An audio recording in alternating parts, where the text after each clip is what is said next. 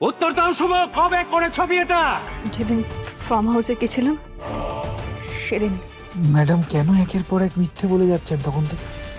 সেদিন তো আমাদের ফার্ম হাউসে যাওয়ার একটাই উদ্দেশ্য ছিল, রঞ্জিনী ম্যাডামের বিরুদ্ধে প্রমাণ জোগাড় করা। শাওন না হয় ছেলে মানুষ, ও আবেগের বসে মাঝে মধ্যে অনেক কিছু করে ফেলে।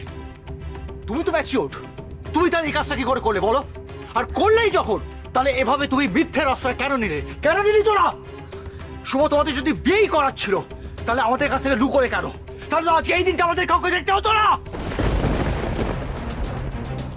আচ্ছা শুভ, তুমি তো সবসময় দাদার সম্মান রক্ষা করে এসেছো, দাদা বিপদে পড়লে দাদাকে প্রোটেক্ট করেছো, তাহলে কেন করলে তোমরা এরকম?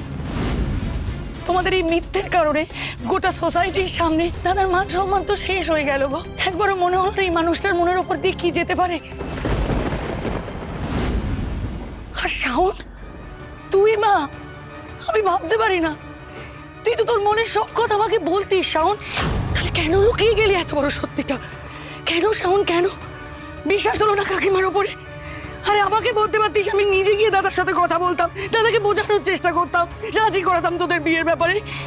তা না করে দেখো, মন্দারকে বিয়ে করার নামে এখানে বসে এত বড় একটা তামাশা করলি মা। তুমি কেন বুঝতে পারছো না বিথিকা? এগুলো একটাও শাওনের বুদ্ধিতে হয়নি। এই সমস্ত কিছু হয়েছে এই ছেলেটা শুভর বুদ্ধিতে হয়েছে।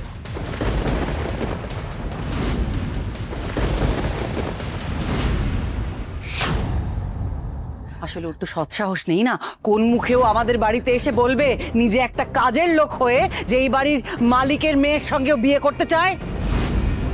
আমরা তো কেউ মেনে নেব না, তাই না?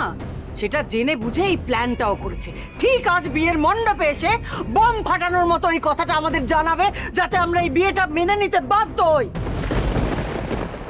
আর আমি তোকে বলছি বীরু, এই শুভই শাওনকে বলেছে ওদের সম্পর্কটা এতদিন অবধি গোপন রাখতে।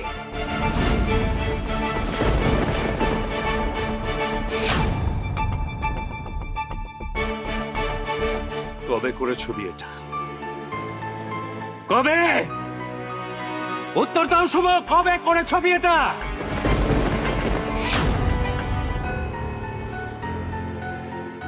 যেদিন যেদিন ফার্ম হাউসে গেছিলাম সেদিন।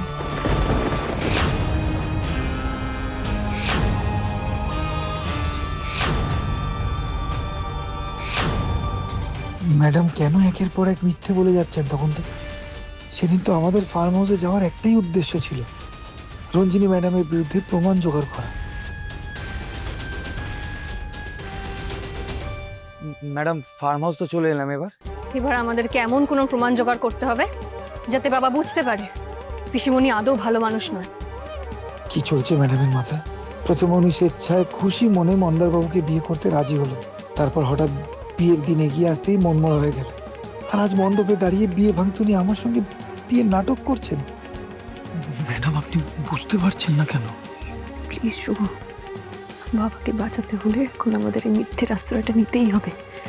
আমি তোমার কাছে হাত চোখ করছি, প্লিজ আজকে চুপ করে থাকো, বাবা কিচ্ছু বলো না, না হলে আমি বাবাকে চিরকালের মতো হারিয়ে ফেলবো। বাঁচাতে মানে? স্যারের ক্ষতি করতে ওনাকে মেরে ফেলতে চাইছে কারা?